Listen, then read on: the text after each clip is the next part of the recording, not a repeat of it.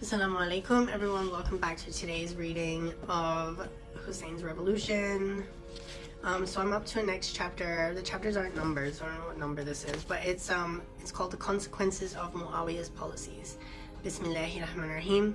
As we have seen, the policies of persecution and starvation smoldered any revolutionary spirit within the nation. It forced the masses to concede to a life of humiliation and oppression in the fear that any attempt at change would usher only more humiliation and oppression. We saw that the rekindling of tribal tendencies steered the Muslim community away from its lofty goals and towards a narrow-sighted tribal objective. The tribe became a new idol. Fear became the predominant psychological state. Tribalism as a social state reinforced that fear, both of which pulled Muslims away from revolution and forced them to put up with a life that is brutal, misfortunate, and poor. But these factors could not put restless and tortured souls at ease. Guilt overtook the conscience for not being able to do anything about Umayyad oppression. Guilt took hold because no action was taken to create a better and just society. This guilt was the internal factor that finally drove Muslims to overcome fear and destroy the idol of tribalism. However, Muawiyah foresaw this and counteracted it with a distorted and fabricated religion that conflicted with the nation's free conscience. It justified the dismal situation of the nation. It put an end to any critique of Umayyad rule or any attempt to change the status quo. It alleviated the guilt that had taken over the conscience of the Muslims before it reached the breaking point, and when guilt was removed, the nation became complacent. Both faith and psyche now urged conformity. Tribal society reinforced this. The rulers were then at ease that no one will question any of their actions. This was the state of the Muslim empire that fell for the Umayyad religious propaganda. As for those who could see through Umayyad lies and trickery, their situation was much more pitiful. For this second faction, living under Umayyad's state caused them to steer towards duplicity. Muawiyah's generosity towards his allies and humiliating repression of enemies led them to adopt hypocrisy, fraud, and suppression of truth as a means to reach Umayyad favor. This was combined with the tribal tendency that pushed men to follow their chieftains without a second thought. It was this duplicity that was at the heart of the long and bloody battle between the revolutionaries and the repressive governments of the Umayyad and Abbasid dynasties and all other oppressors that followed these empires. Duplicity and oppression stripped revolution in most of its supporters, and this duplicity was so evident that Farazdak described it to Hussain ibn Ali on the road to Karbala.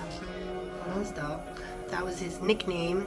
His real name was Humam ibn Ghalib at-Tamimi, was an Arab poet during the reign of the Umayyad clan. He was known for his affinity to the family of the Prophet, peace be upon them, and wrote many poems in praise of the Alid line. So Ali, Imam Ali and his descendants, peace be upon them. Okay.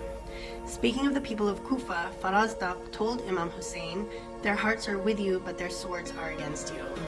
Umayyad policies were the cause of driving the Muslim nation into a rut of humiliation and servility. Life became petty, its goals became trivial. Umayyad policies were the cause of changing the outlook of the Muslim individual. It took him from being concerned with the fate of humanity and working for the betterment of the world to one with a narrow tribal horizon. It placed him in a bubble of pre-Islamic tendencies that suppressed any growth and expansion outside the hell of tribalism. Pre-Islamic tendencies commenced their destructive work yet again under the reign of Muawiyah. Umayyad policies changed the course of a decent and principled community that sought to bring the human race back to its humanity.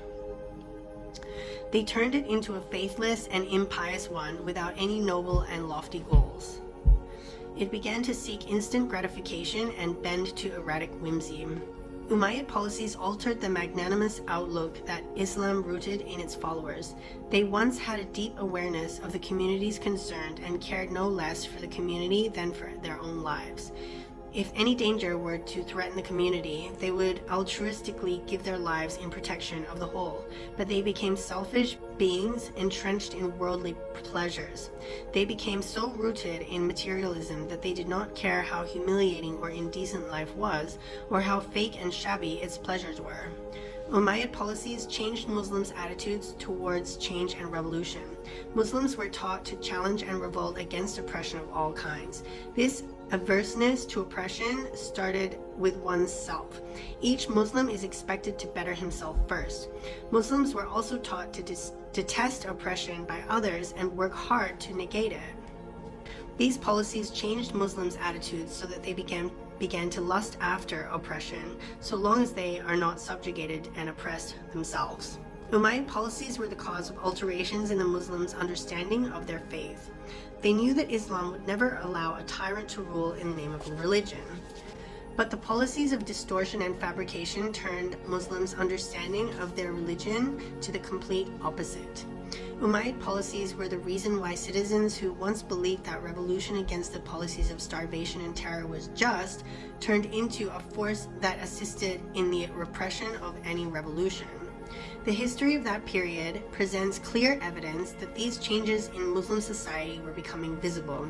This change in the makeup of the Muslim community can be seen clearly when we compare the nation's stance in the face of Uthman's policies to its stance regarding Muawiyah's policies. The reaction to Uthman's policies was a sweeping revolution that overtook Medina, Mecca, Kufa, Basra, Egypt, and many other Muslim urban and suburban centers. Was there any such revolt against Muawiyah's policies, especially since Muawiyah's oppression and persecution was much more extensive and apparent? There was no such revolt against Muawiyah. Yes, there were protests here and there.